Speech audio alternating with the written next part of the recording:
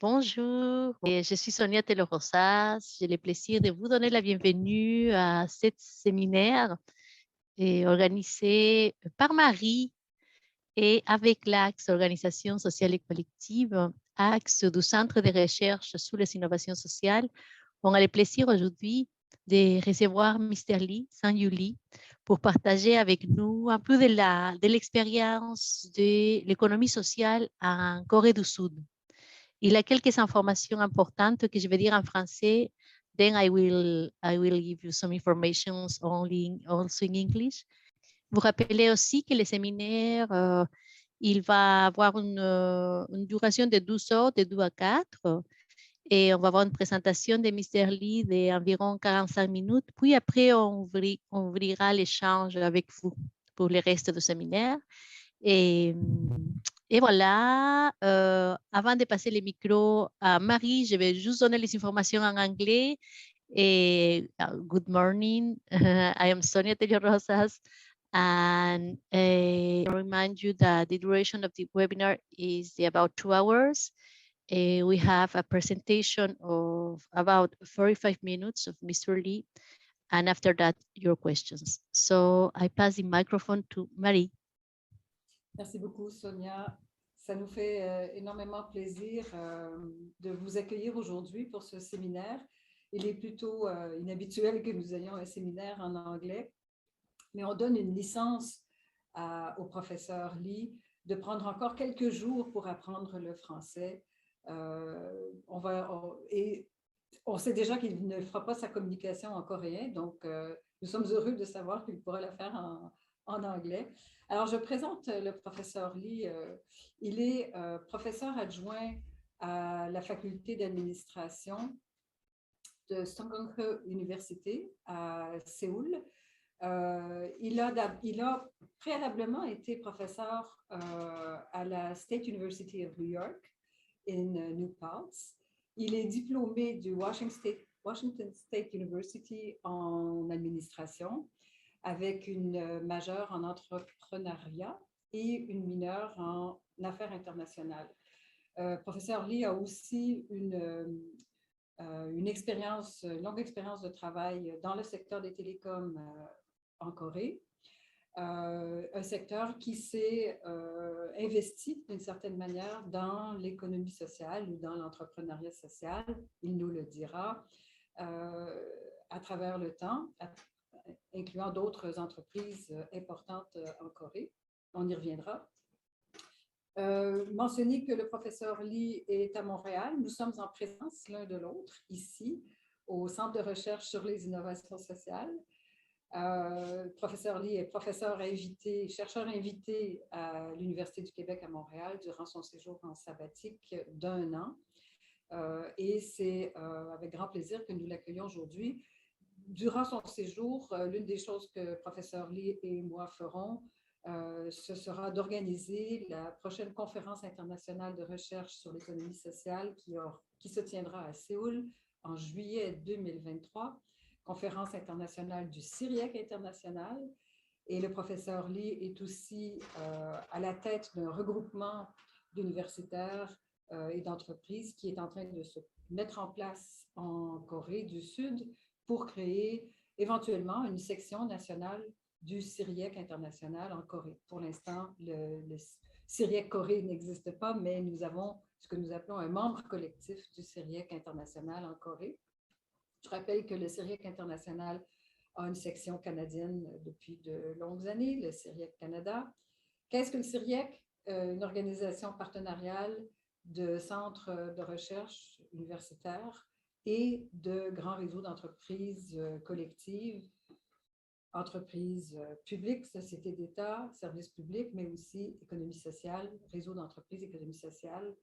Et c'est donc dans ce contexte que professeur Lee va organiser cette conférence à Séoul. Nous pourrons vous répondre à certaines questions si vous en avez par la suite. Je vois que dans le clavardage, Florence a mis le lien sur le site international et sur l'université Sungkyunkho. Merci beaucoup. Je crois que sans tarder, I will now Professor Lee is quite nervous. He doesn't know what I've been saying about him. But I think from your faces, he's reassured that I've not said too many bad things about him. I actually said very good things about him. He's here today to give us a seminar on, well, give us an overview of the situation in South Korea, but mostly in Seoul. He'll explain why Seoul is so important in the field of social economy in South Korea. And we welcome him to take a good 45 minutes to show us around these social economy in South Korea. Thank you very much for being with us. I cannot close my mic because we're sharing a mic here. So I'll just try not to sneeze while he's talking. The floor is yours. Right, thank you so much for having me in your valuable time. It's a really great opportunity to share in the Seoul and general Korean stories about the social economy. So it will take 45 minutes, but maybe longer than 45. If you allow me to do that, okay. Okay, let me share my slides to you.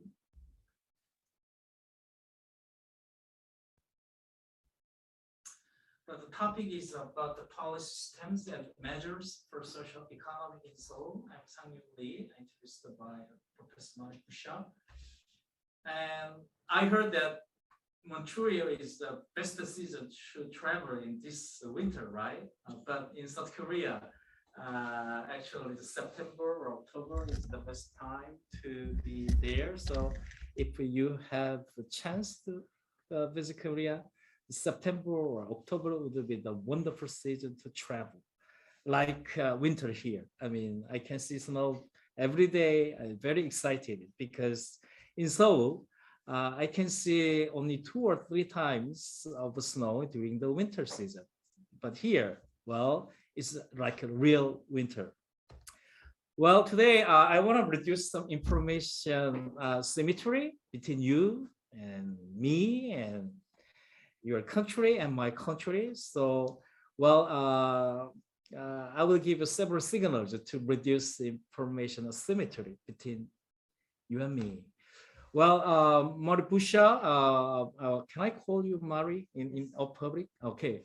Mari actually introduced me in a very good way. I almost understand what she said.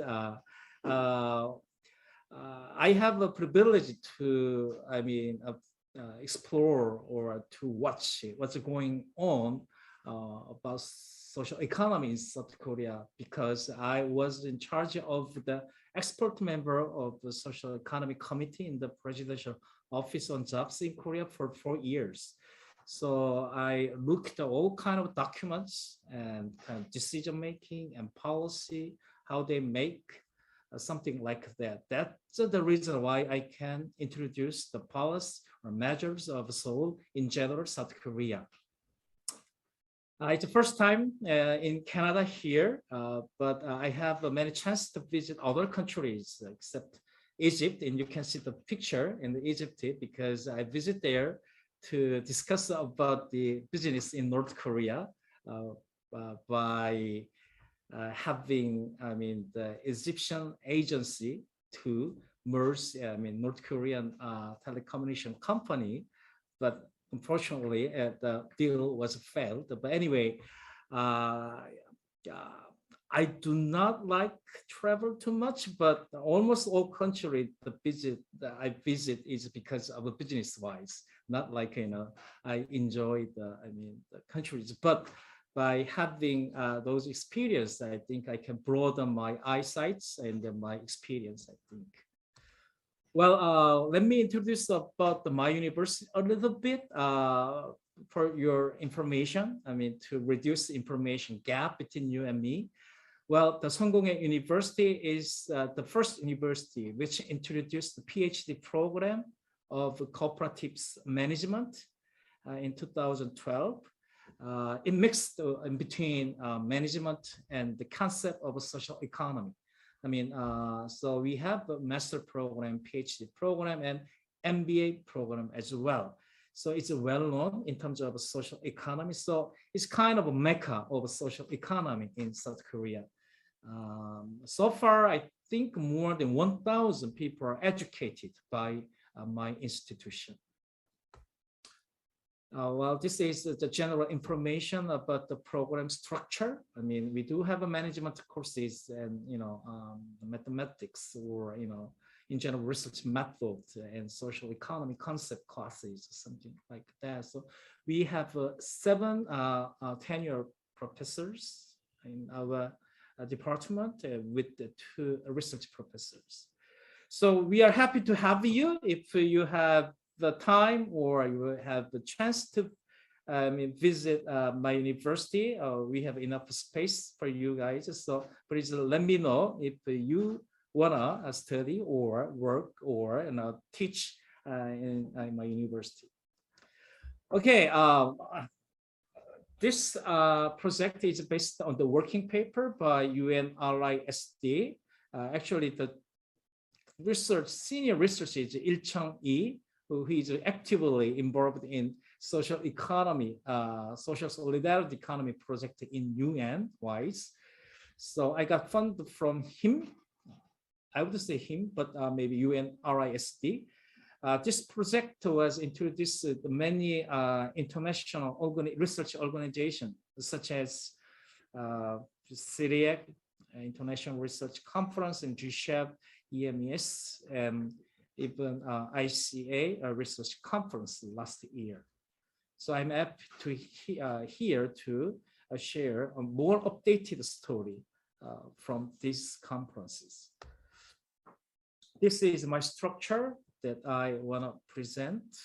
First, I would like to introduce the general situation, economic situation of South Korea, and then I move to the Seoul's case.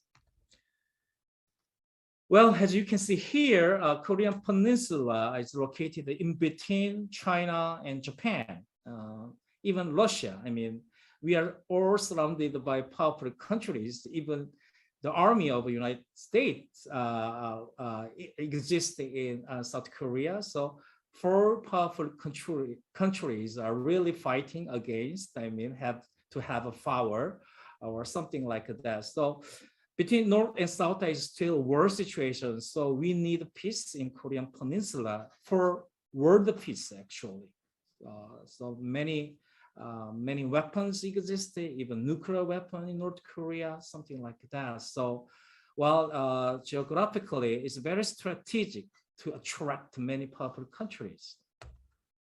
Well, in general, we are so much high level of exports, such as semiconductor, ship, and cars, and the petroleum, and something like that, which is very heavy and toxic industries. The items that we export is very heavy and very anti-environmental things. So now I think we need a new system. But because of this heavy export, South Korean economy has grown rapidly for past 3 decades.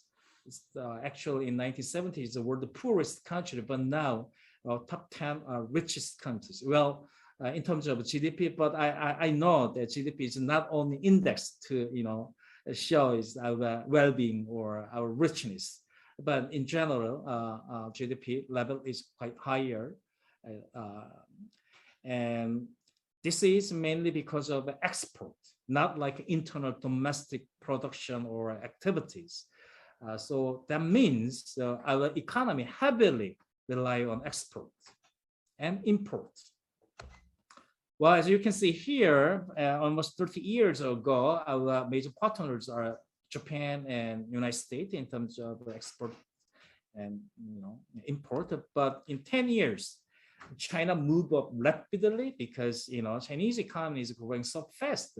Because well, as you know, many foreign companies invest in Chinese territory, and at the same time, Korean companies also sell a lot of intermediary parts or product to the China. That's the reason why Korean economy is steadily growing like Chinese economy.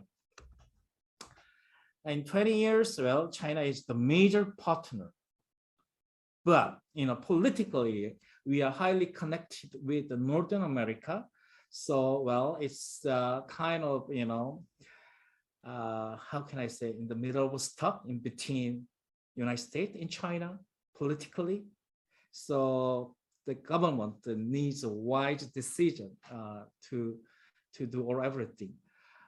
Well, we will have a presidential election in next March, this coming March, 9th of March, it would be, we have a new president.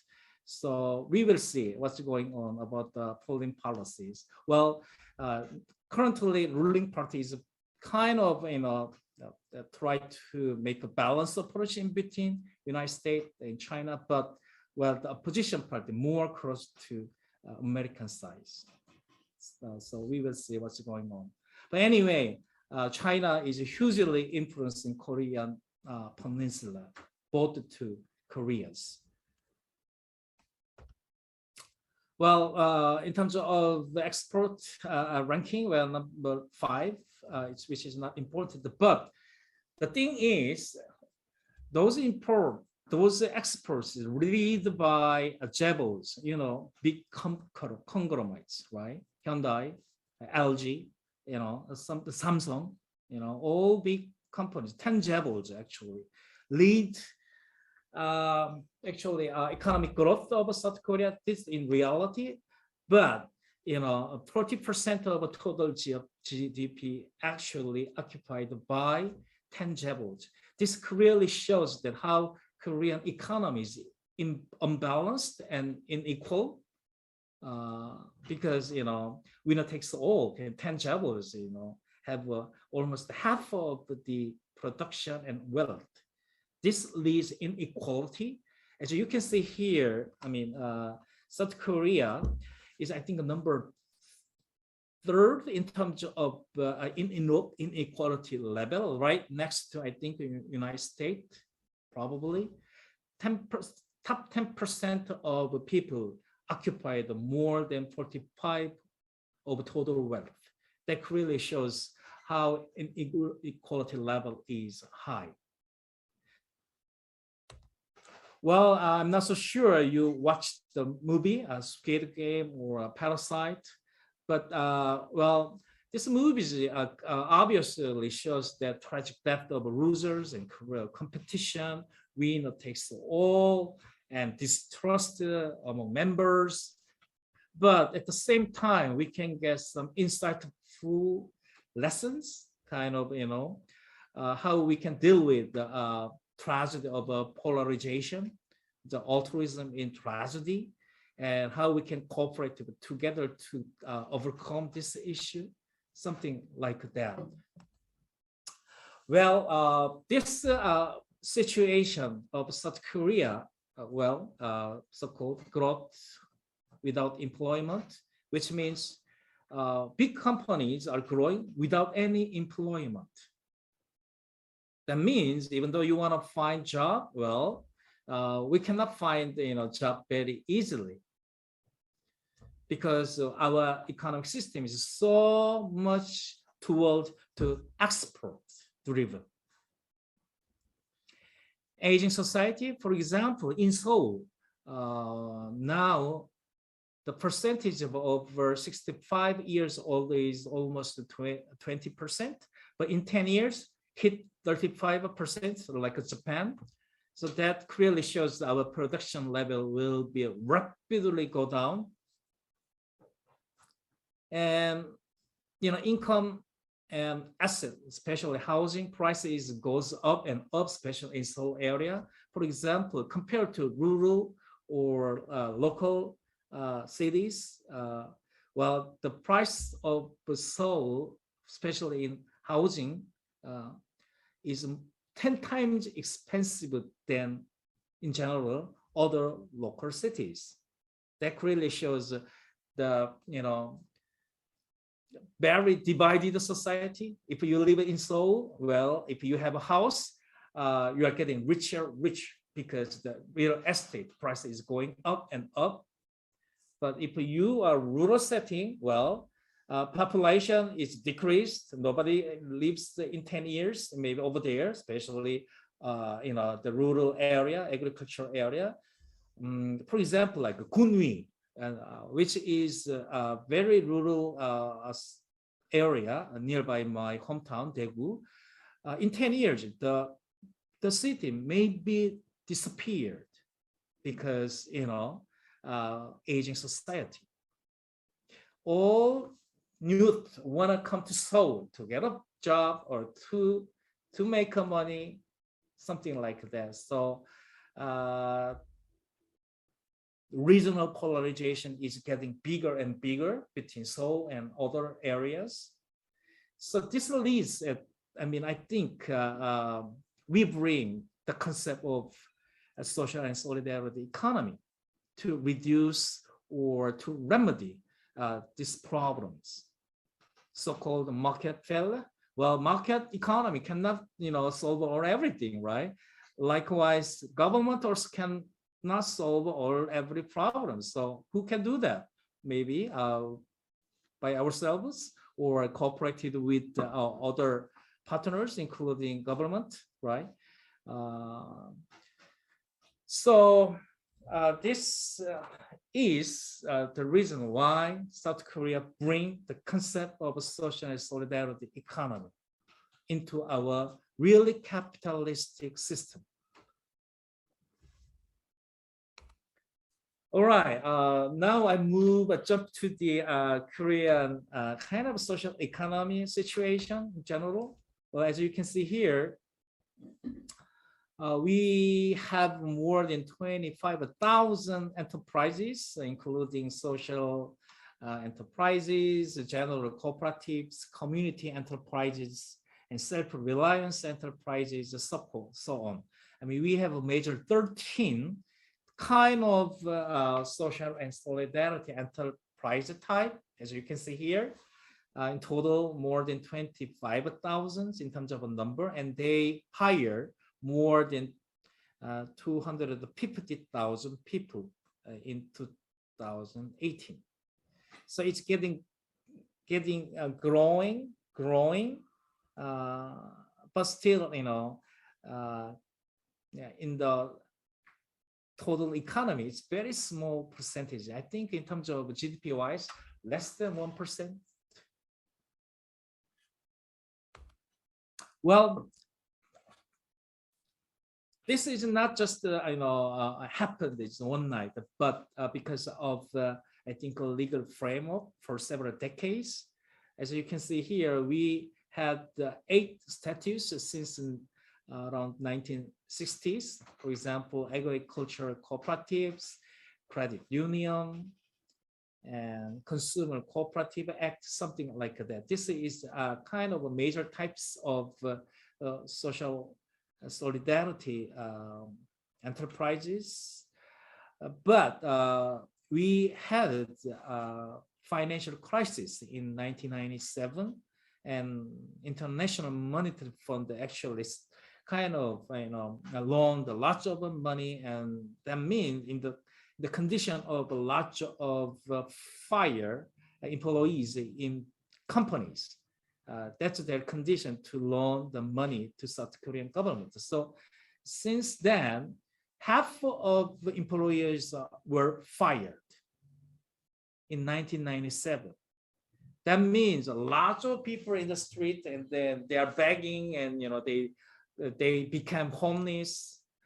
So a new government, at that time, which is President Kim Dae-jung, who got the Nobel Prizes, I think 2000, took the power in 1997.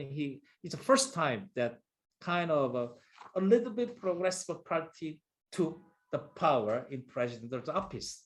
I think for 40 years, very conservative party took the power, but in 1997, it's the first time the President Kim, who was the opposition party, took the presidential office. So his policies are very, I would say, progressive, and also he introduced the sunshine policy to the North Korea. So we had actually kind of industrial complex in North Korea, Kaesong. So two countries built the industrial park, and then we produce the products, and kind of peaceful mood, so-called the sunshine policy to the North Korea. At the same time, he also actively introduced kind of progressive policies. So that's the reason why we can see the enactment of the National Basic Living Security Act in 1999. So because of this legal framework, we can have self-reliance enterprise. So the people who are in poverty gather together, make a company, and get the subsidy from government, and then they can start their business to survive. So because of this legal framework, they can support from government. In 2007, a Social Enterprise Promotion Act was introduced. So and since then, social enterprise can provide or support their product to government or government agency, something like that. In 2012, finally, we had the Frame Act on cooperatives. Previously, only eight types of cooperatives exist, such as agriculture cooperative, credit union, consumer cooperatives. But because of this legal framework, which is a Framework Act on cooperatives, we now can have a general cooperative. If we get 5 people, we can make a cooperative. We can do business with a social mission. Currently, Moon Jae-in government has been presidential president, and Moon government actively introduced social economy policies without any kind of rigor framework. It's just government policies. So that's the reason why now the concept of the Korean social economy is boosting, because I think partially because of the government policy. So currently, South Korean government has 4 targets in terms of policy-wise. So social enterprises, cooperatives, community enterprises, and self-reliance enterprises are 4 major targets by government, central government. As you can see, the Moon Jae-in administrations actually take social economy policy as the 26th of test of 100 strategic tasks. This really shows Moon government really emphasize on the social economy. But we will see, and the next president will follow or succeed this policy or not. But if opposition party will take the presidential office, I don't think, the president will take or succeed this policy. But if current ruling part win the presidential election, I think for sure the president will succeed the current policies by Moon administration. As you can see, from 2016 to 2020, in terms of the enterprise number is rapidly increased by the policies. Currently, there is under review about the Framework Act on Social Economy. In short, PASE, P-A-S-E, is like Quebec. You passed this kind of similar law, right, in 2012? 13? Yeah, 2013. So like that. Yeah. Right. It's like that, and South Korean National Assembly is under review. The thing is, Now the ruling party actually occupied the National Assembly. I think two-thirds of the seats are by the ruling party, but they hesitate to pass this framework. I think because not all the ruling party members support this kind of a social and economy concept. Well, as you know, Korea had a war between North and South in 1950 to 1953 for 3 years. So we have a certain trauma about social kind of things. You know what I mean?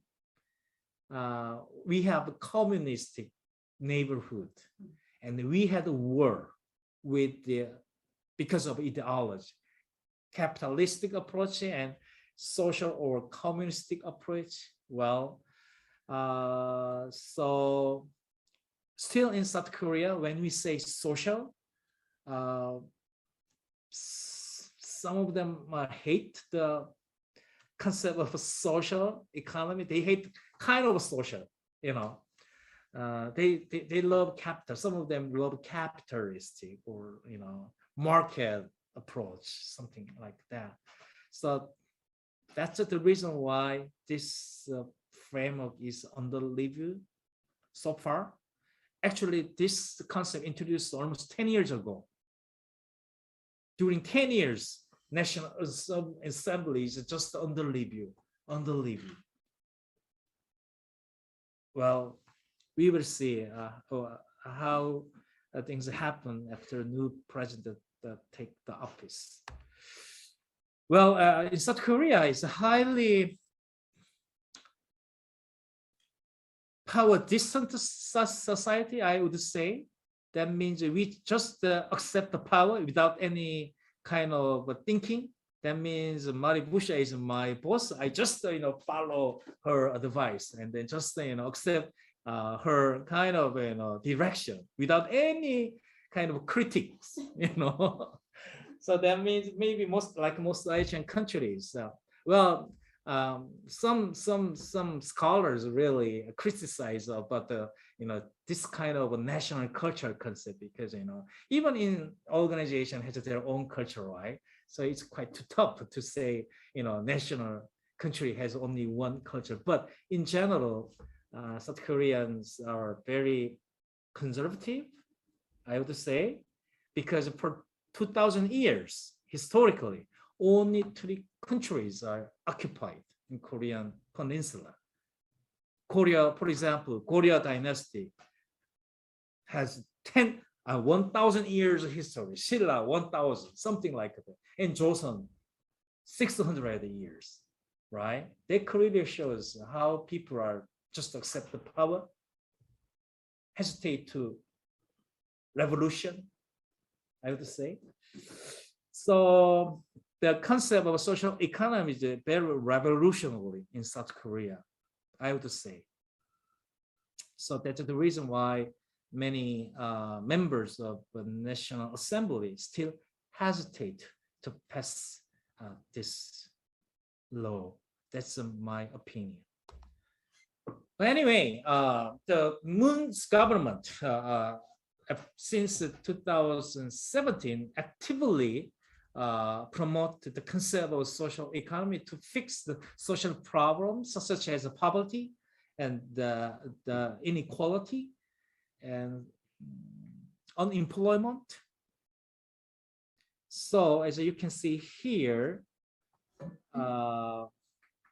since 2017, more than 5,000 teams are supported. I mean, when I say team, means the team wanna be social enterprises. So it's not legally, registered yet, but because of the governmental program to support the young social entrepreneurs, so more than 5,000 teams were supported. Among them, more than 4,000 startups are created. Among them, over 70% are survived so far, and they hire more than 3,000 employees. In terms of numbers, pretty good, but some critics exist. Is that these are really social enterprises? They just looking for money or revenue or a government subsidiary. So there are still, I mean, the critics for these numbers.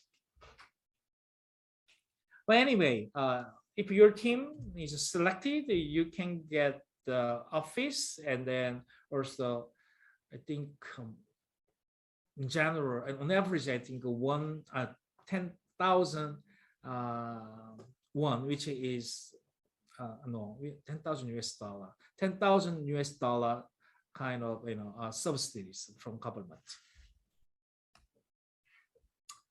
In addition, the South Korean government actively buy products from the social and solidarity enterprises, as you can see here. Among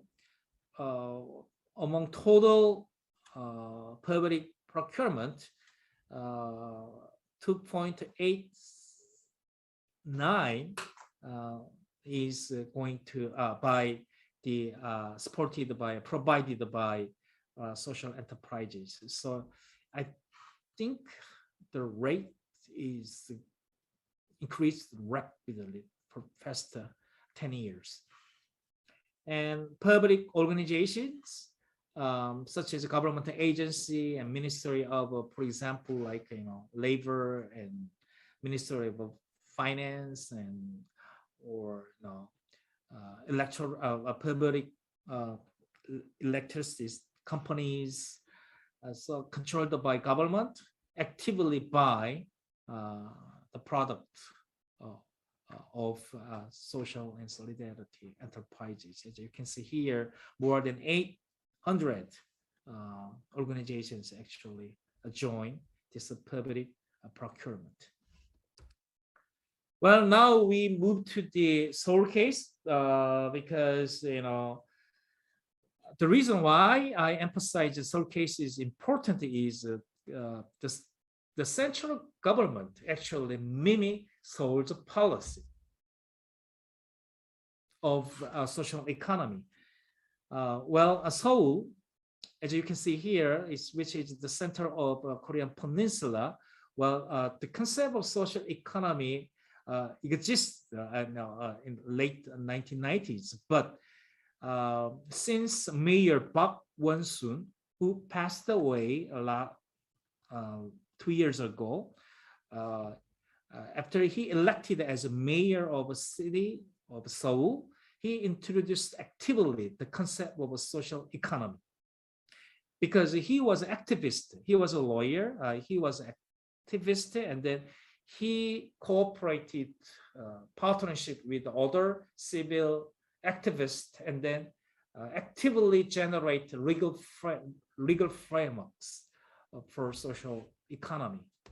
So this is the reason why Seoul has played an active role to spread the concept of social economy, not only central government, but also to other local cities, including Daegu, Busan, Gwangju, something like that. So kind of a mimicry behavior. I mean, in the sociology, we mimic to get legitimacy, right? So actually did it, and why not us? So the other local cities mimic Seoul's policy. At the same time, the central government also mimic or copy Seoul's existing, the legal frameworks, I would say. But others have different opinion. But as you can see here, Seoul actively introduced legal frameworks since 2009. So I think the critical point is 2014, which introduced the framework ordinance on social economy. This is kind of the same as the framework of a social economy in the central level. So the the past that I mentioned before, actually similar as this one in 2014 in Seoul. So Seoul's advanced behavior hugely influence on both central government and other local governments. Well, this is not just only the government-driven, but partnership with other activists. Because the former mayor Park Won-soon was a civil activist, so he actively cooperated with the other civil activists to introduce social and solidarity economy concept in Seoul. Seoul built the Seoul Social Economic Center, which has played a really active role to introduce a social economic concept and consulting and marketing for social enterprises and public procurement guideline and research and public awareness, so on. So if you visit the website, which I later on introduced the website, but anyway, if you visit the website of Seoul Social Economic Center, you can almost get all information about social economy, the concept, and even the hiring information of certain organizations, something like that. And also, when Mayor Park was mayor, he really, heavily supported this center to make sure the concept to spread all districts of Seoul. In Seoul, we do have a 25 district. Each district has their own social economic center, because the Seoul metropolitan government push to each district has their own social economic center, so that the local people in district can access the resource and consulting service. It's kind of a bridge between Seoul Social Economic Center and the district kind of policies. Well, I want to introduce the 4 major initiatives by Seoul metropolitan government for social economy: human resource development, public procurement, social finance, and information of a social economy, to introduce information asymmetry in general. Still, people in South Korea don't know clearly what is a social economy. I don't know, maybe other countries as well, because each country has their own concept of a social economy. Some countries have a different name for it, and others have as well. But anyway, still debating in South Korea what is a social economy. Some of the group is a cooperatives economics are social economy, but others know like more pro-social capitalistic economy is a social economy. So there are big debate between two groups. But I don't know. We do not have a general accepted concept about social economy so far. Anyway, Seoul actively introduced the educational program for develop human resources for social economy. For example, the center developed more than 40 courses to educate the social economy concept and management concept to the people who want to be social entrepreneurs. So more than almost 8,000 people are educated about social economy so far. My university, which is Seonggonghae University, is one of the educational institution to get funded from Seoul Social Economy Center. Almost, I think, how much is it? 10 million, 1,000 million per year for 8 years. So 1 year program, for example, my university provided 1 year program for social economy, Wednesday, 2 hours, late night from 9 to 7 p.m. and Saturday, kind of whole day from 10 a.m. to 6 p.m. So almost 100 social entrepreneurs join this program, and then they actively want to learn about the concept of a social economy, business management, and problem solving of their own organizations.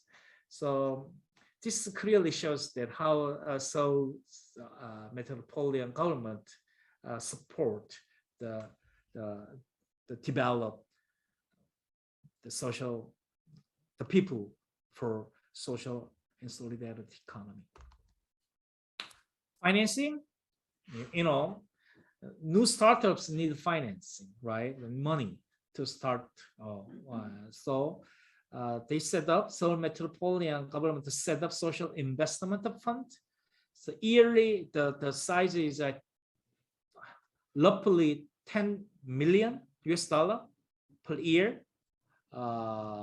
So far, I checked that the new numbers, but in 2020, because of this fund, more than 1,000 startups are created.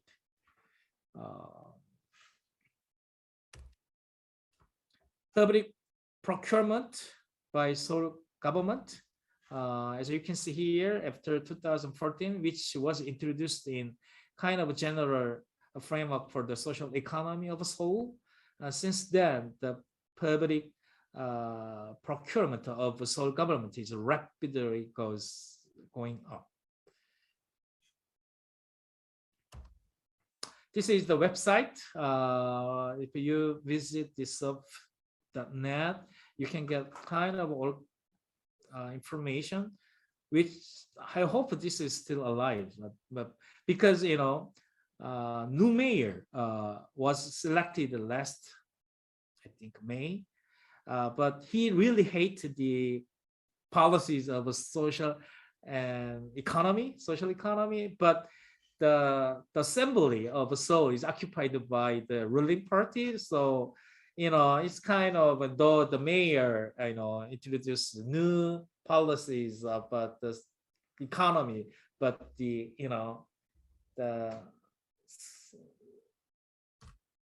ruling party actually reject the idea or the policies by new mayor. So it's kind of worse situation in Seoul, but we will see how it will go, because next year has the mayor election. So we don't know who will win.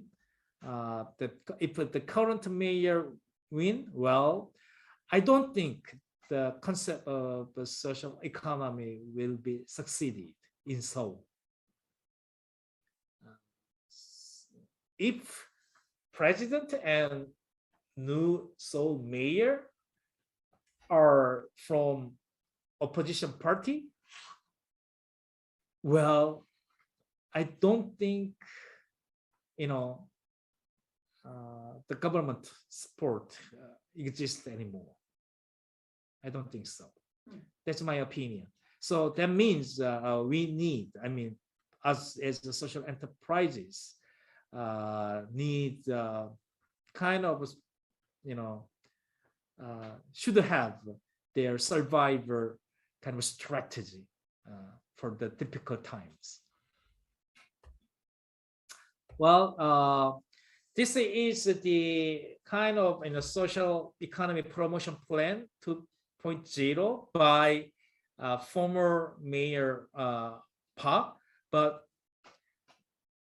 doesn't work anymore because of a new mayor of Seoul. So we will see. But the thing is, so far is too much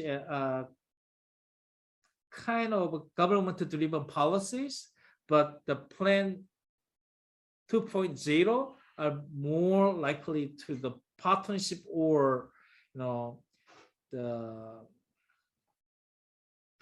social enterprises driven activities, not by justify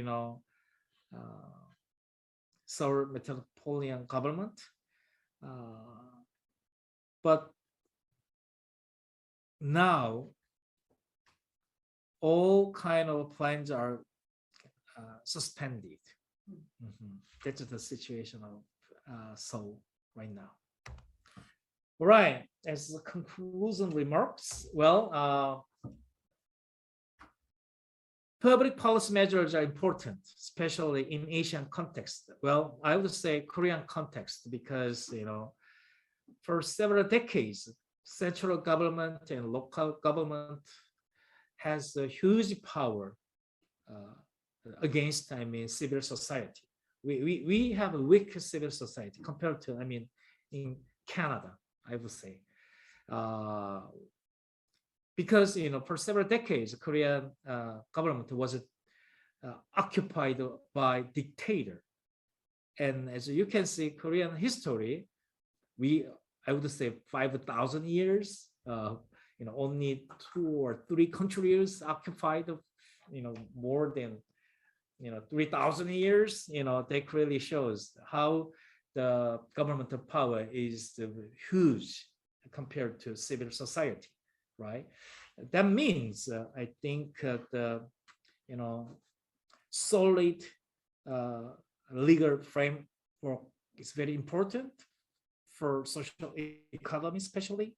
Otherwise, as you can see, like a Seoul case, if the mayor changed or presidency changed, well, I don't think this policy is keep continuing. So we need, I think, the solid legal framework. Well, others may think differently, but I argue that in Korean context, the legal framework for social economy is really important. But, there are many critics about autonomy or independence of a social enterprise from government. Some of the enterprises are really just looking for money without any implementing their social mission. They just make the document and then submit, apply to get the government subsidy. So what if there is no money from government? Well, they might not be survived. So they need autonomy and independence to survive. That's my observation.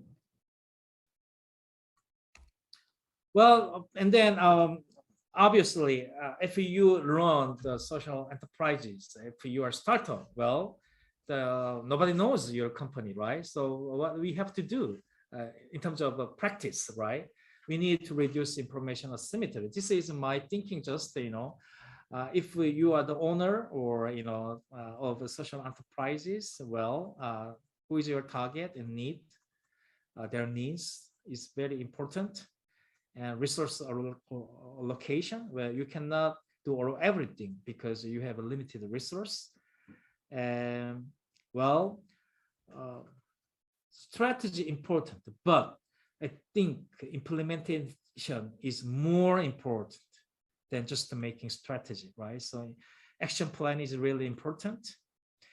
And furthermore, I think if your organization is getting bigger and bigger, there are for sure agency problem, because for example, like consumer cooperatives. Well, even though you are the member of a cooperative, nobody care about the the management or environment.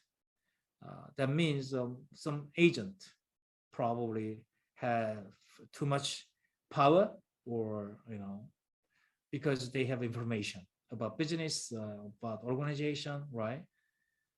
So we need to think about how we can solve this kind of agency problem as well. All right, this is the picture, and then we will have in South Korea, Seoul, in my university, will host it 9th city conference with the guidance by the Maribusha. So I will actively, cooperate with her to be successful for this conference. I think that's it today from my side. So if you have any questions and if you need more information, we can discuss. Thank you. Thank you so much, Yoon. Thank you very much. I think I have put in the chat the link towards your paper, which was published by UNRIS, as you mentioned. I've also put the link to an article, a paper in French on the social and solidarity economy in South Korea, very recently published in Annals of Public and Social Economy, the CRIEC journal, and it's online for free, so you might as well go grab it.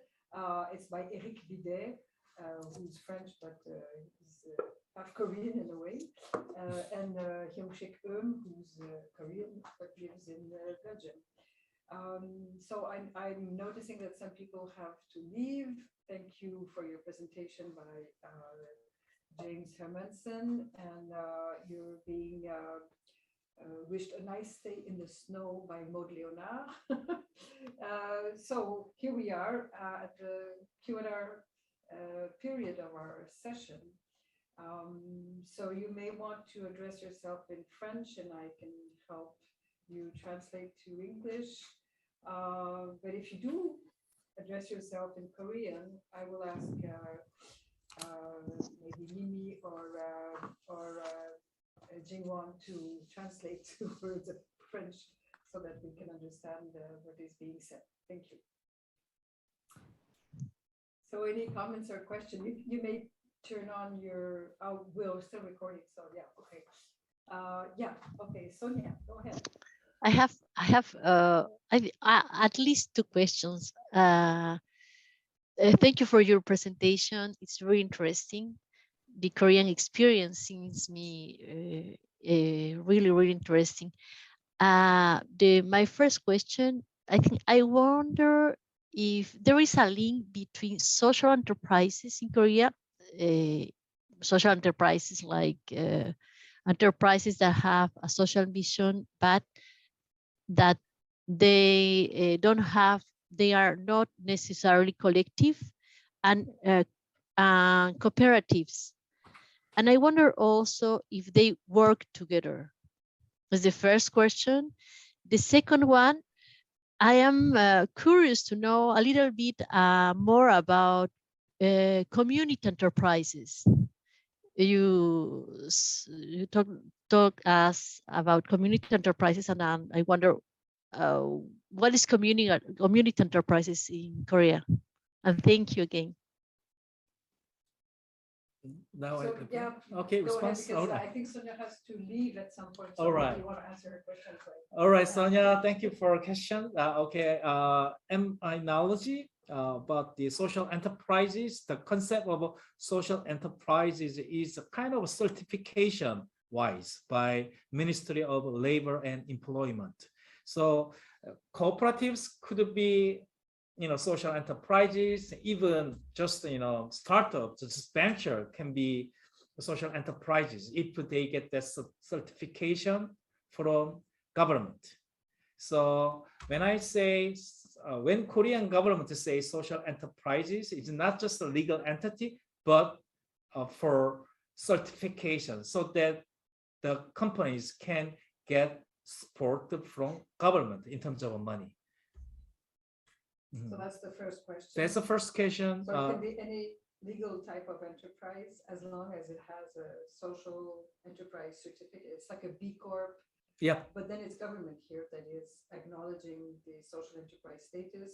And is that re-verified over time? Is it Yeah, an audit? 3 years, I think 3 years or 4 years. During the term is 4 years, I think. Okay, so you After get that, government re-evaluate. There's an audit. Yeah. Yeah, okay. Yeah. So that answers the first question. Yeah. The Okay. second question is community enterprises. Well, for example, Wickham area, people, if they want to do business for example, caring services for children or elderly, they make some kind of a community-based. When I say community means not like a cyber community, but physically, if you lived in same district, the people cooperative together and make enterprises. That is community enterprises to achieve social missions, so that they can get support from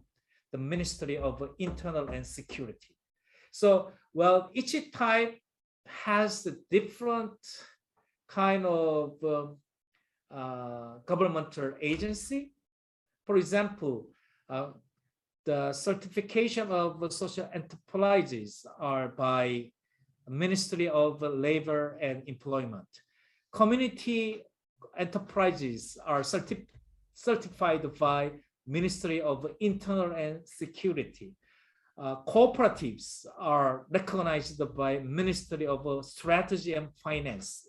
Self-reliance enterprises are controlled by Ministry of Health and Well-being. So each type has different government agency of to get support. That's the problematic. But it would be a nonprofit organization in terms of a community organization would be a nonprofit organization. For If a community organization, does it have a nonprofit status? Is it an NPO, nonprofit organization? Or can it be a for-profit organization and still be a community organization? NPO, I'm not so sure NPO can be recognized as the 4 types of social enterprise. No, I don't think so.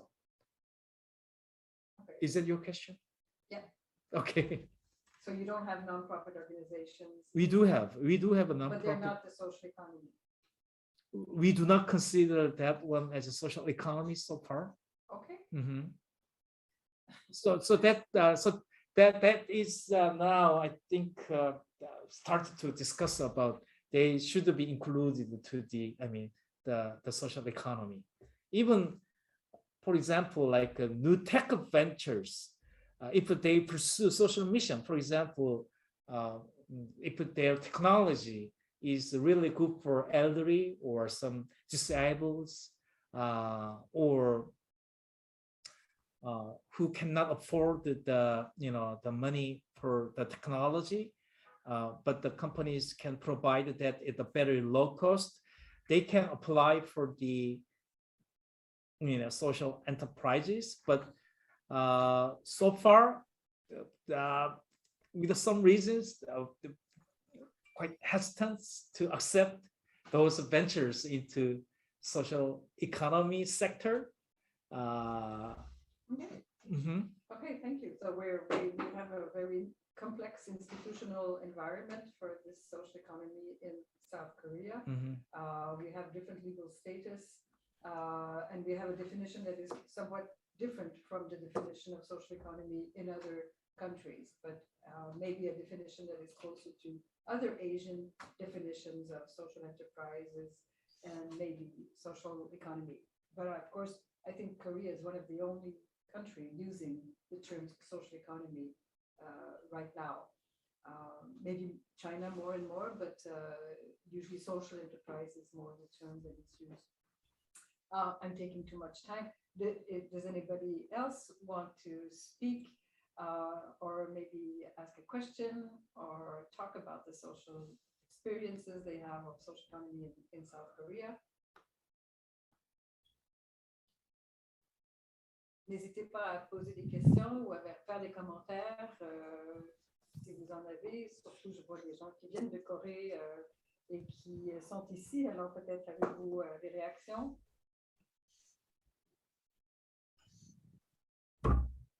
Je peux peut-être y aller. Alors, I can go with one comment while people are preparing their own comment and question.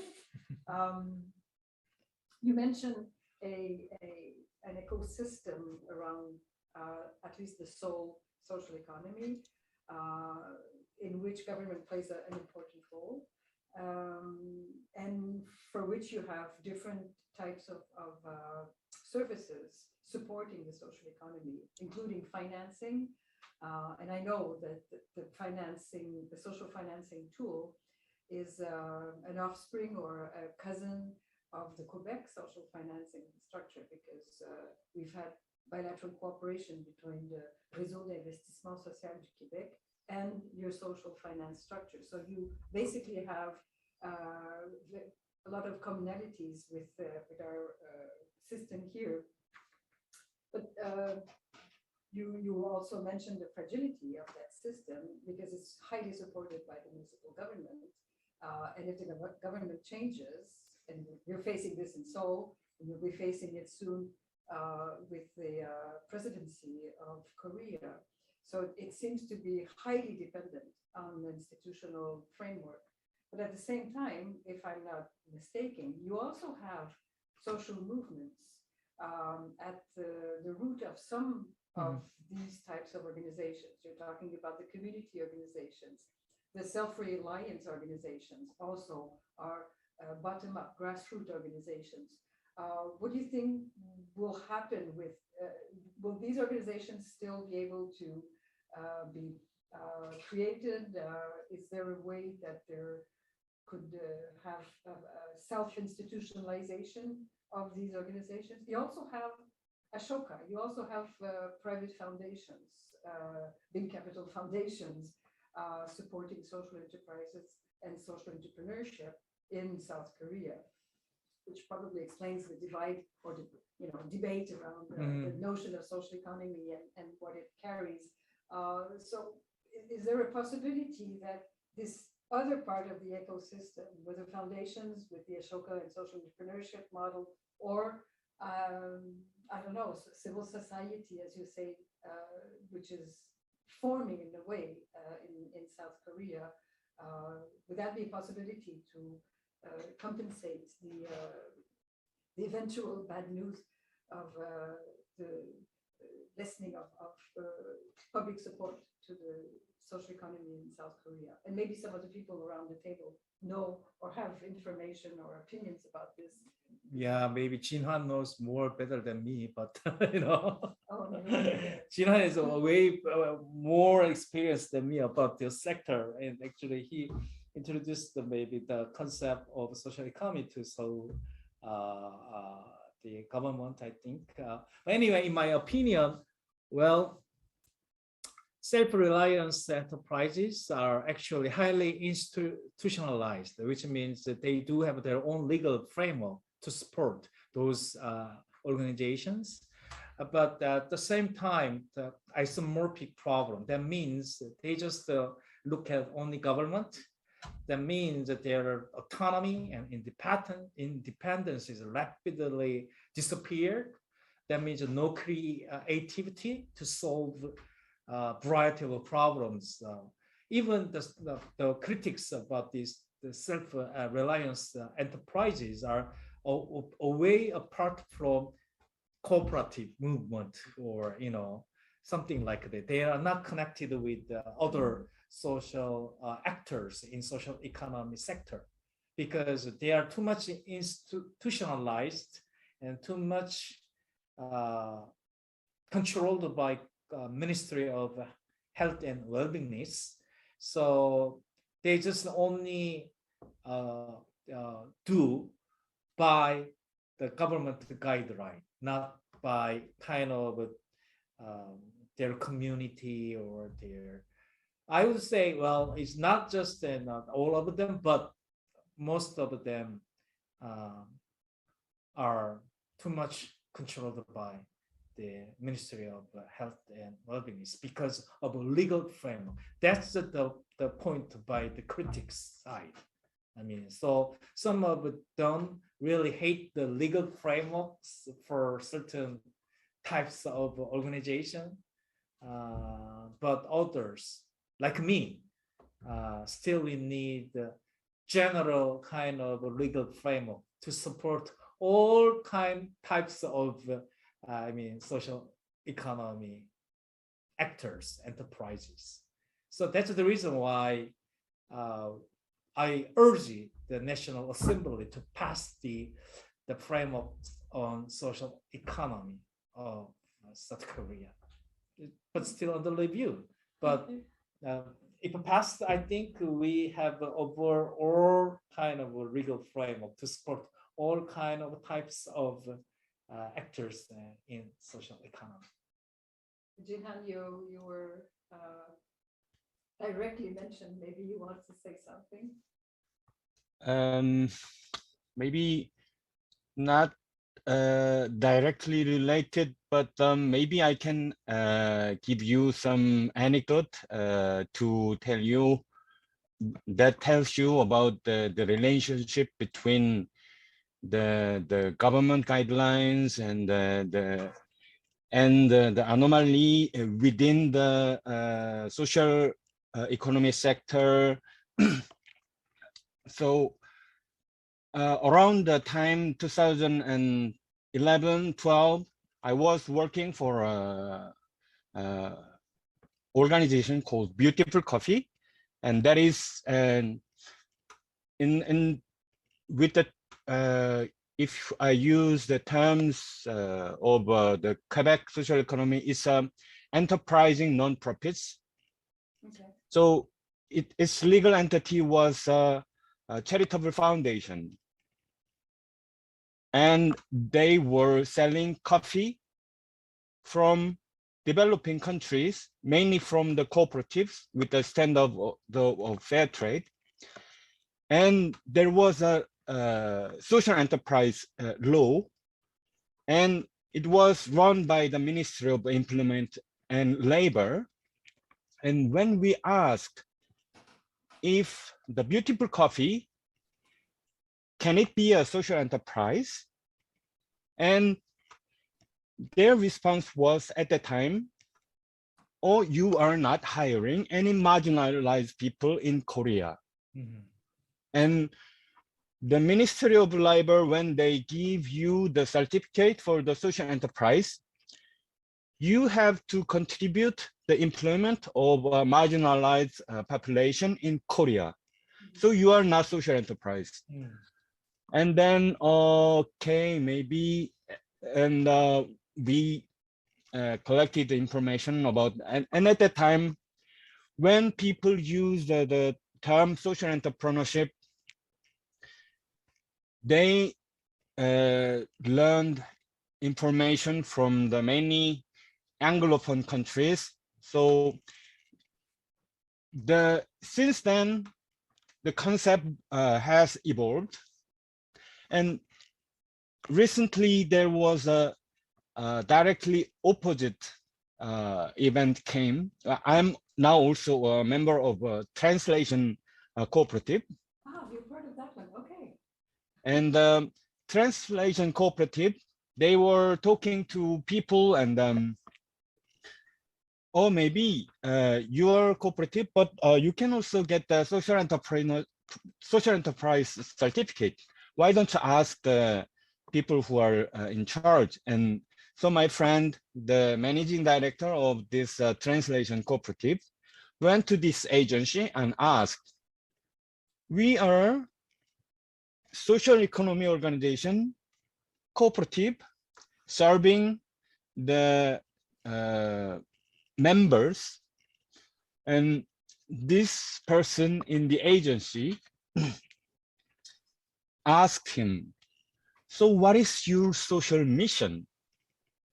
Our mission is to serve the members so they can get fair wage for their work, without without some other for-profit agency taking benefit of them. So that's our social mission. And the official said, oh no, that's the concept is social concept has evolved, and this official insisted that if you were serving just your members and not the society, you are not social enterprise. So that's how the concept has been changed. And the concept of social economy is also very, I think one of the things we need to do before we pass the Framework Act on social economy is to make consensus among the people who are regarded now as social economy organizations, because there are people who founded their ideas on social economy based on what they have heard from Anglophone countries. Like in UK, they have their own definition of a social economy, and it's different from Quebec or France. And people who learned information from Quebec, many people came to Quebec to learn about the Quebec social economy, and they think social economy is the essence of the social economy. When they use the term, is that the governance, like cooperative or enterprising non-profits. So they are reluctant when they see social enterprises. They're reluctant to categorize them in social economy. Some people, but some people, when they the people who are working in the communities, people who are working for the marginalized people, some use the legal entity because at the time it was the only legal entity possible. They established their organization as a shareholder company, and they were serving the population. And if somebody say, oh, is legal entity is important in the social economy, and you may be social enterprise, but you are not social economy, and then people will offend it. So there is a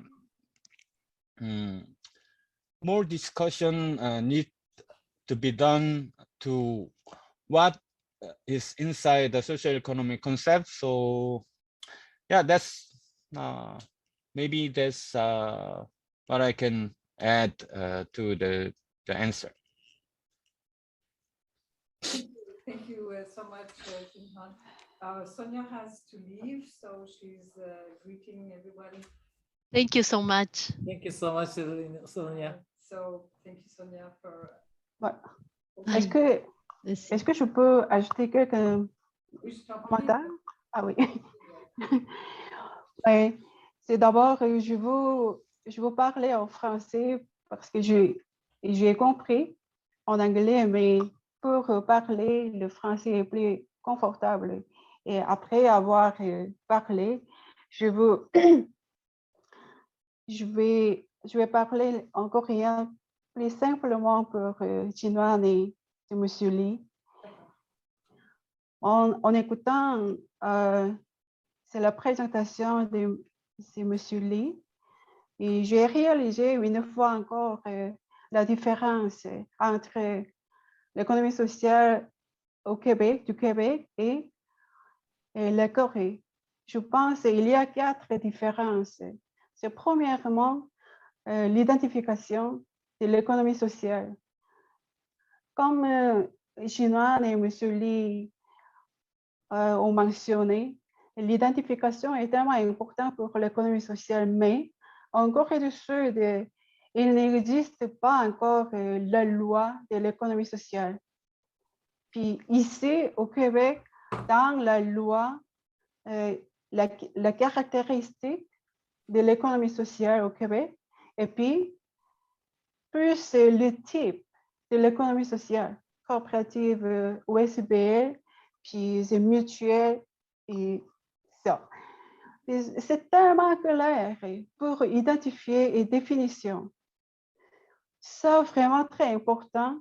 Et deuxièmement, la différence, je pense, c'est les relations avec le gouvernement. Et c'est souvent, chaque fois que j'ai rencontré les acteurs de l'économie sociale, ils considèrent que le gouvernement est comme le partenaire. Puis, mais en Corée du Sud, je pense que ce n'est pas comme ça. Mais troisièmement, c'est le soutien. La différence, c'est le soutien du gouvernement financièrement et politiquement. Puis ici, le soutien financier du gouvernement et aussi les politiques publiques existent très développées, je pense. Mais en Corée du Sud, c'est pas assez, comme M. Lee mentionné. Et quatrièmement, l'écosystème de l'économie sociale. Et l'écosystème de l'économie sociale au Québec, je pense, c'est très serré. C'est les acteurs, les organisations, et puis les finances sociales et solidaires et le gouvernement, et surtout avec les chercheurs. Puis, c'est tellement important pour vraiment les développer de l'économie sociale. Puis, je pense qu'il y a 4 différences entre 2 pays. Si l'économie sociale est différente, c'est comme ça. Alors, en écoutant, j'ai réalisé une fois encore. Mais une question, en fait. Maintenant, je suis en train de suivre encore le programme de la gestion des entreprises sociales et collectives. Mais en suivant, je pense le programme est comment on dit, c'est tellement théorique, mais en même temps tellement pratique. Est-ce que vous comprenez? Puis, je suis étonnée, en fait, en suivant et en étudiant, mais avant, quand j'étais en Corée, j'ai fait la matrice de l'économie sociale, mais pas la même université avec le professeur Isang-Yun. En écoutant la matrice en Corée du Sud, je pensais, vraiment, j'ai besoin de le contenu plus pratique pour adapter, pour mon action. Mais ici, en étudiant, je me sens si je obtiens en même temps tous les 2 côtés. Puis, en fait, je veux poser une question pour M. Lee. M. Lee a dit que maintenant, 45 courses existent pour l'éducation des acteurs. Puis le contenu développe ou comment le contenu est constitué, comment, c'est ma question. Est-ce que je peux traduire en coréen? Tu peux tout traduire en résumé? Non, c'est simplement. 4 différences. Oui. Ta question, je pense que oui. Tout à fait, on va écouter le doux son du coréen. 네, 안녕하세요. 이상희 교수님. 처음 뵙겠습니다. 네, 안녕하세요. 네, 제가 지금 네 가지 제가 느낀 한국과 퀘벡 사회적 경제의 차이점에 대해서 얘기를 했고요. 그거는 정체성에 대한 문제와 사회적 경제 규정하는 거, 그리고 정부와의 관계와 정부의 지원과 공공정책, 그리고 에코시스템에 대한 얘기를 하면서 마지막에 제가 교수님께 질문을 드린 거는 제가 지금 여기 사회적 경제 전문가 양성 과정을 듣고 있는데 들으면서 제가 느끼는 거는 되게 실용적이다 내용이. 그러니까 이론과 실론을 같이 겸비해서 여기 가리킨다는 느낌이 들었어요. 한국에 있을 때 제가 사회적 경제 대학원을 한양대에서 했었는데 아, 네. 당시에는 일을 끝나고 밤에 수업이 성공에 대해서 없었기 때문에 근데 그 과정을 들으면서 좀 더 너무 이론적이기만 한 거 말고 실용적인 게 좀 부족하다는 생각이 들었는데 교수님께서 좀 아까 45개의 과정이 있다고 지금 그 사회적 경제 관련해서 그 사람들을 양성하는 그 내용들이 지금은 어떻게 좀 구성이 되어 있고 그게 실질적으로 사람들에게 좀 도움이 되는지 그 사회적 경제 인재들을 키우는데 그 질문을 제가 말씀을 드렸습니다. 아, 네. 선생님이 혹시 이미옥 선생님이세요? 네. 아, 그러시구나. 데자르댕 그 이번에 네. 번역하신 그러시구나. 네. 영광입니다. 네. 아닙니다. 그 네, 영어로 말씀해 주세요. 영어로 말할까요? 네. 대답은 네. I don't know if it's possible to answer in English. Oh, okay, because, it's possible. Myeok understands English, it's just that she Yeah. French when she's not speaking Korean. Yeah. It's about the educational program. I mean, by the Seoul metropolitan government. Well, many people critics about the program itself, though they provided 45 courses, but it is too much basic level for the concept of a social economy. Even they did not have any kind of a management issues. So that's the reason why the Korean Social Economy Agency, 사회적기업진흥원, provide the so-called young social entrepreneurship program to support their needs about the deep management skills as well as the deep concept of social economy. Because the previous program or courses were too weak to satisfy the needs by the social young entrepreneurs, because they critiques about the programs are so weak and they need a more strong program for management, especially because they just end up listening what is the social economy, that's it. So they request a more strong management program for social enterprises. That's the reason why Seonggong University got funded to educate both for concept of social economy, mainly focusing on cooperatives. My university actually, specialized in cooperatives and the management skills. So in the beginning, the program was so weak, so it evolved to incorporate the concept of management from business field. So the mature social entrepreneurs or cooperative members, they recognize the importance of business skills to survive. But the people who are without any deep business experience for social economy, the beginning they want to know the definition or the system or policies of the social enterprises, but that's not all about them. So the educational program evolved to incorporate it, how to start their business and how to fix their problems, so-called management consulting, those kind of things. Okay. Well, thank you. Well, I think that from the comments that we're getting, and thank you very much, Myeok and Jinhwan, for your comments. I think from what you're saying, and Myeok, you clarified it when you say we have a clear identification here in Quebec of what is the social economy. And Jinhwan illustrated quite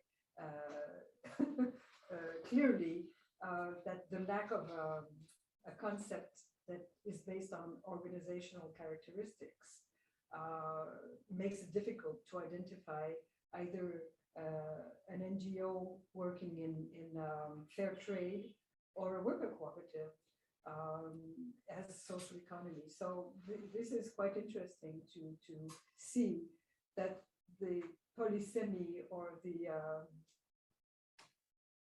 fact that the social economy is not a very clear definition around the world even.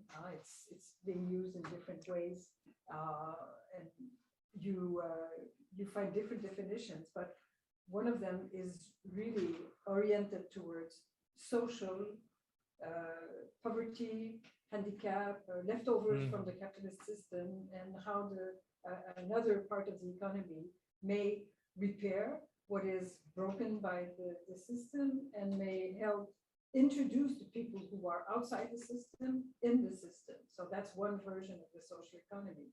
Then you have another version of the social economy where you're trying to do a form of economy that is not capitalistic, such as the worker cooperative, saying we don't want someone organizing us and taking a percentage on our work. We can organize it, we can self-organize ourselves, and this is socially valuable in terms of thinking how the economy can be organized, and hence the idea of democracy as the central characteristic that defines social economy, whereas the other definition is more, are you doing something social? Are you creating employment when capitalism is not able to create employment?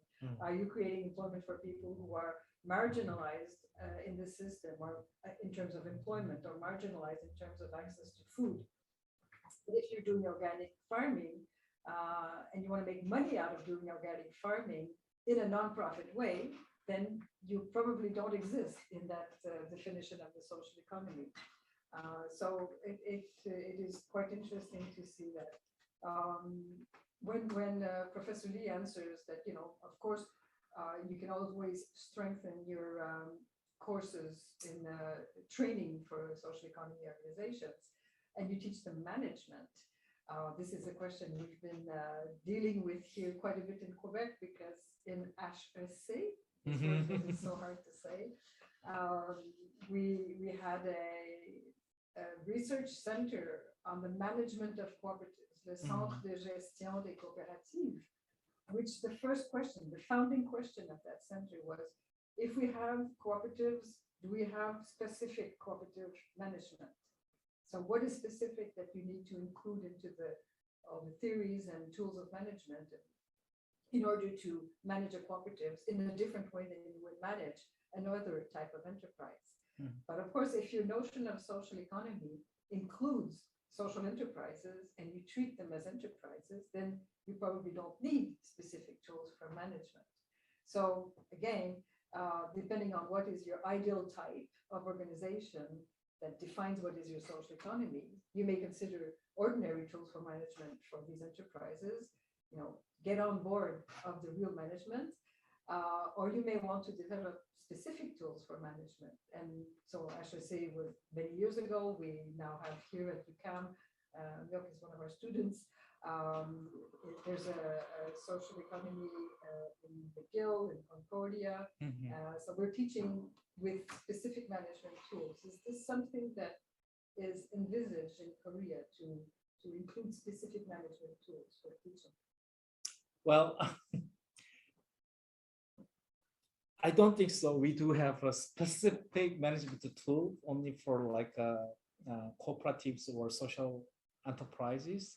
But as a management scholars, I emphasize when I teach management courses such as strategy or basic introduction to management. Well, the so-called mainstream management theories assume that people are self-interested and the people are very pursuing only their interest and distrust. So that's the basic assumption why they do not believe others. So that's the reason why they make organization, the firm, because outside companies, they cannot believe and they cannot trust That's the reason they want to form the organization and they do their business. We cannot say trust in that definition when we define organization.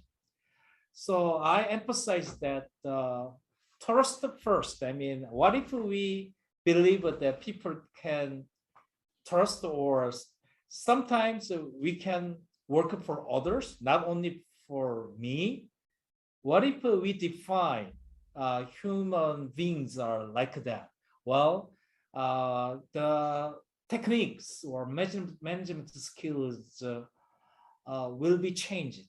For example, the reason why company have ID card is the company want to check their time to start their work or finish their work, or even during the lunch time, they want to check with the ID card what time they want to go out, when out or in, something like that, because they do not believe each other.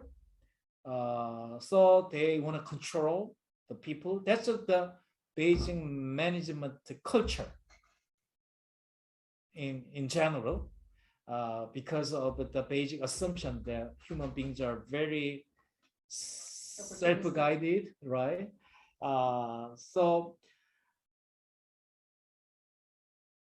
the leadership, for example, the leadership, well, we usually are taught that leaders are important. That means followers are not important in that definition, right? In leadership, right? So it's very vertical leadership. When we say management leadership, we usually say vertical. So your boss should have leadership so that your followers can, do their jobs. Well, in cooperatives, I don't think that is too much important, but I emphasize that shared leadership, though it takes time, but to make a better solution, a better decision, I think as a shared leadership and distributed leadership is more important than vertical or one boss kind of centralized decision making.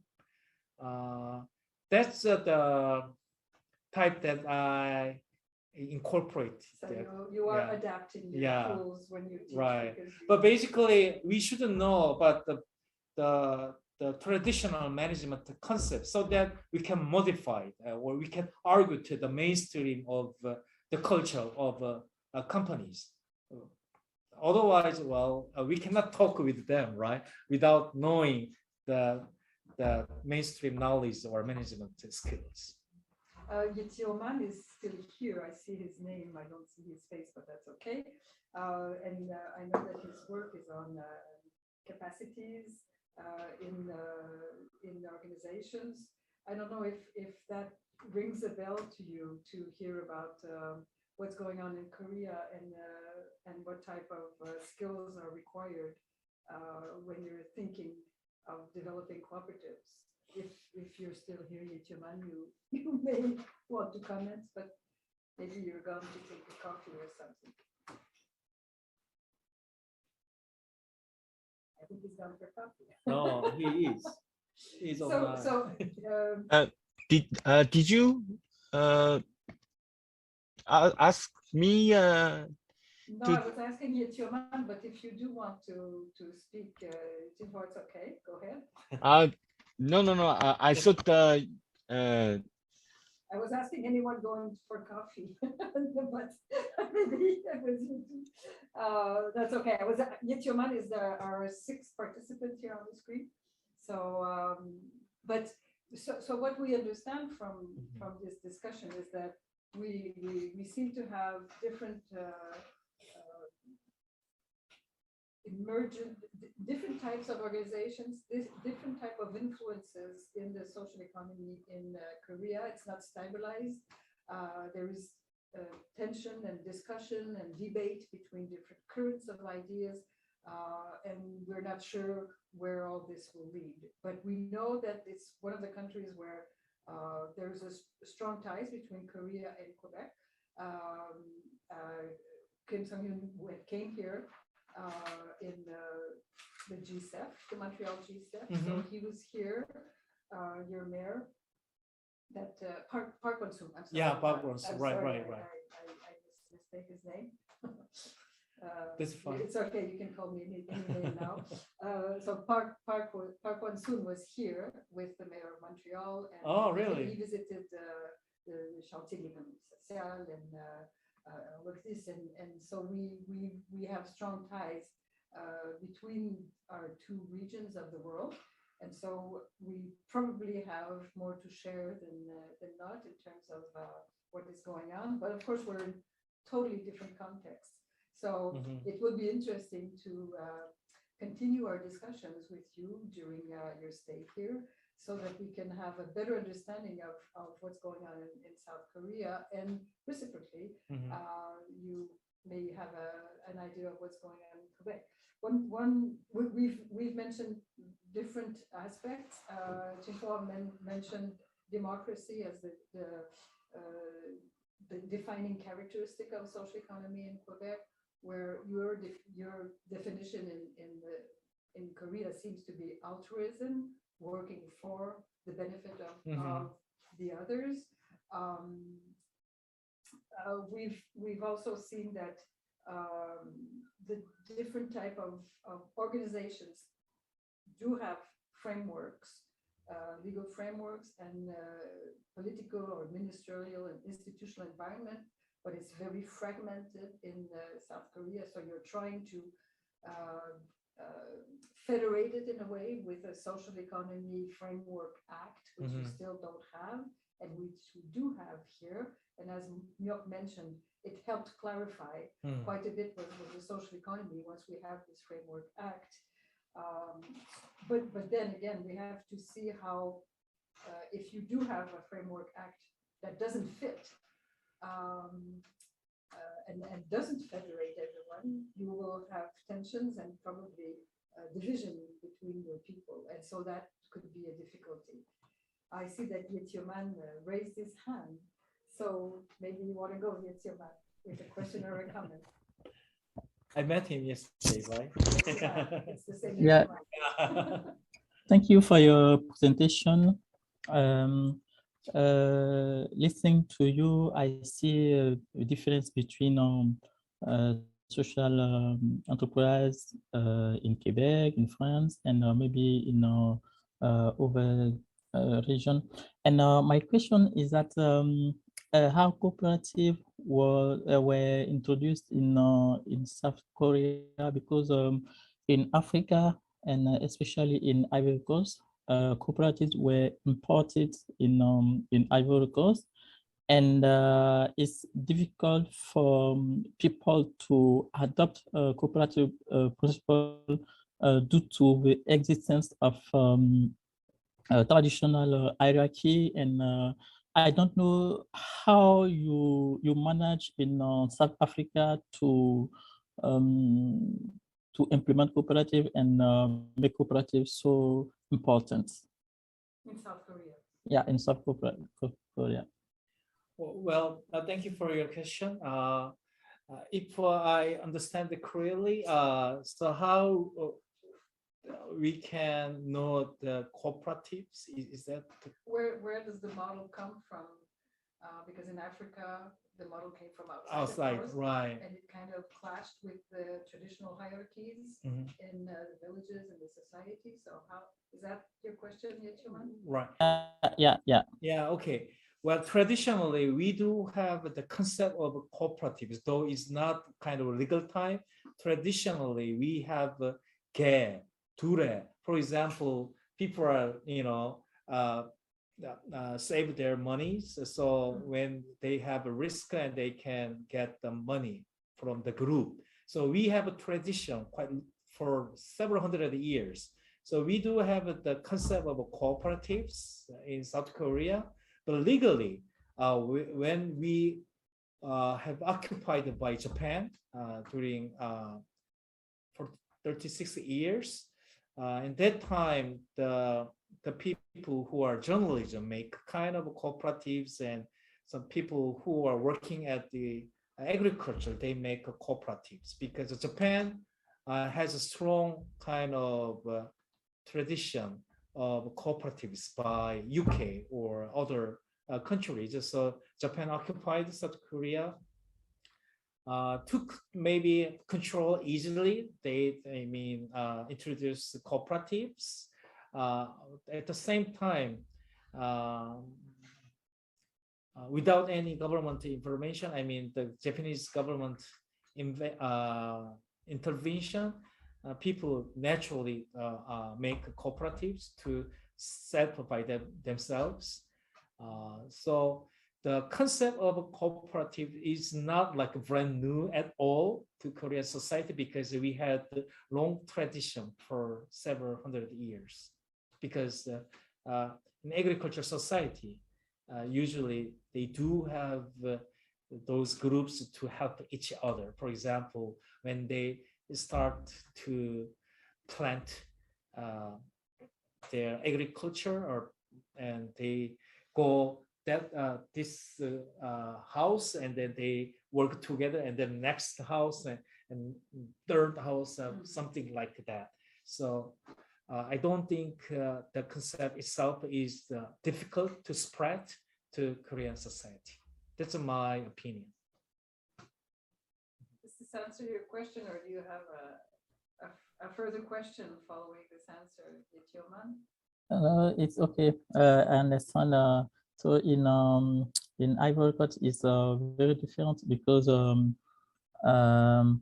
people use the term cooperative to create the entrepreneurs, but in the dev, it's not really the principle of cooperative that are applied. People create the enterprise and they use the term to have legally name of cooperative, but it's not in the aim of cooperative really. So it's very different from with which happen in South Korea. Thank you. Yeah, thank you for your question, Yeah. And I think the ILO, International Labour Organization, is quite conscious that the notion of cooperative is being used in different countries with different means and different ways of utilizing the word, and sometimes really doing quite the opposite even sometimes of what the cooperative, especially in terms of regularizing labor and different issues. So thank you for your question. That was quite relevant. We need to be careful. We're running to the end of our seminar. Are there any pending questions or comments for Professor Lee? If not, I would like to warmly thank him for doing this seminar. Freshly arrived in Montreal, really fresh because it's cold right now here. Sunshine. We have sunshine the today. Wind is very cold. And he's, like we say, kind of a wetback. He doesn't really know where he is. So it's kind of an immersion for him to be here with us today. So we thank him even more for this seminar. Dr. Lee will be with us for a full year. So you may want to come and see him or take an appointment with him if you want to talk to him, or to introduce him to some of the realities that you want to share. Alors, en vous remerciant encore une fois de votre présence, de vos questions et commentaires pertinents, et en espérant vous revoir dans la suite de nos séminaires. Ça m'a fait très plaisir de vous rencontrer, ceux que je ne connaissais pas, et de revoir ceux que je connais bien. Merci. Thank you very much. Thank you so much for everything. Yep.